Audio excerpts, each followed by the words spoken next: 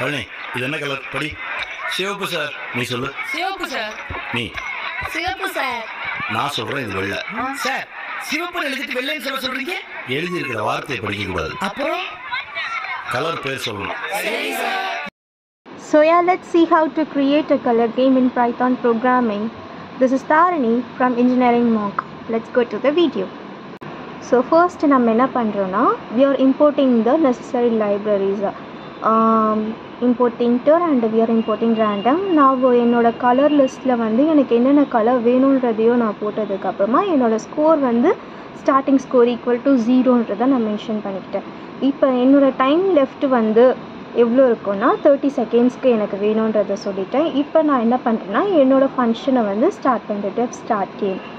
If time வந்து is equals to 30 அப்படின்னு இருந்துச்சுன்னா it will goes to the start the countdown டைமருக்கு போ அப்படின்றத நான் ஃபஸ்ட்டு சொல்கிறேன்.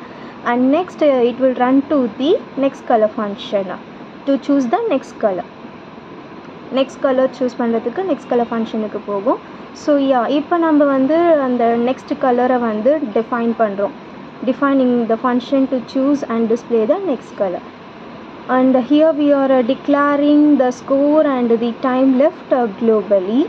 If game வந்து is currently in play விளையாடிட்டு இருக்கும்போது if time வந்து greater than 0 அப்படின்னு இருக்கும்போது we are making the text entry box active. e.focus set function.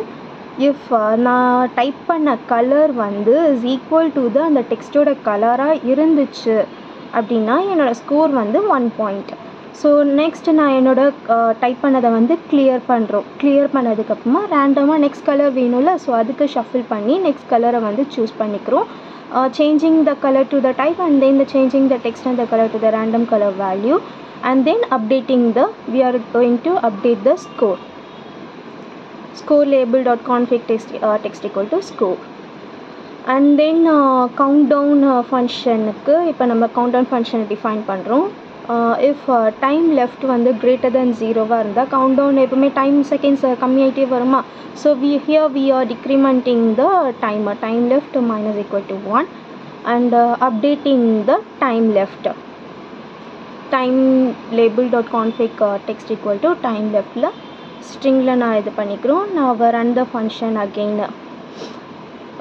நான் இப்போ என்னோட GUI விண்டோவை வந்து நான் எப்படி இருக்கணுன்றதை பார்க்க போகிறோம். ஸோ என்னோடய டைட்டில் நான் என்ன கொடுக்குறேன், கலர் கேமாக கொடுக்குறேன்.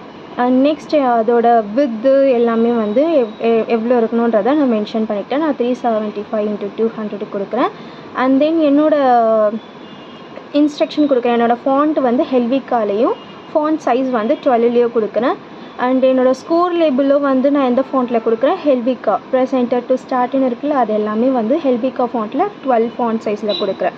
அண்ட் தென் என்னோடய டைம் லேபிள் பேக் க்ளோஸ் பண்ணிக்கிட்டேன்னா அண்ட் நெக்ஸ்ட் நான் என்ன பண்ணுறேன்னா add a label for displaying the colours. அதுவும் நான் என்ன பண்ணுறேன், அதே ஃபாண்ட் தான் ஹெல்விக்கா ஃபாண்ட்டை யூஸ் பண்ணிக்கிட்டு 60ல் கொடுக்குறேன் என்னோடய ஃபாண்ட் சைஸு. ஸோ இப்போ என்னோடய லேபிள் பேக்கையும் க்ளோஸ் பண்ணிக்கிட்டு add a text entry box for typing in colour. Text entry பாக்ஸை நான் என்னோடய கலரை வந்து டைப் பண்ணுறதுக்கான டெக்ஸ்ட் என்ட்ரி பாக்ஸ் இது பண்ணிவிட்டு ஸோ எல்லாத்தையுமே நான் என்ன பண்ணுறேன், க்ளோஸ் பண்ணிக்கிட்டு root.main லூப்பு ஃபுல்லாகவே க்ளோஸ் பண்ணிட்டு இப்போ நான் ரன் பண்ணும் போது உள்ளே இருக்க அந்த கலருக்குள்ளே நேம்குள்ளே என்ன கலர் இருக்கோ அதை நான் டைப் பண்ணேன்னா என்னோடய ஸ்கோர் வந்து இன்க்ரீமெண்ட் ஆகிட்டே வரும். அண்டு நீங்கள் டைம் செகண்ட்ஸ் லெஃப்ட் ஆகிறத பார்த்தீங்கன்னா டிக்ரிமெண்ட் ஆகிட்டே வருது பார்த்தீங்களா. ஸோ இப்போ நான் உள்ளே இருக்க கலர் வந்து வேறு எதனா ராங்கான ஆன்சர் இது பண்ணேன்னா என் ஸ்கோர் வந்து இன்க்ரிமெண்ட் ஆகாமல் என்ன ஸ்கோர் இருக்கோ அதிலேயே இருக்கும். So thank you so much for வாட்சிங்.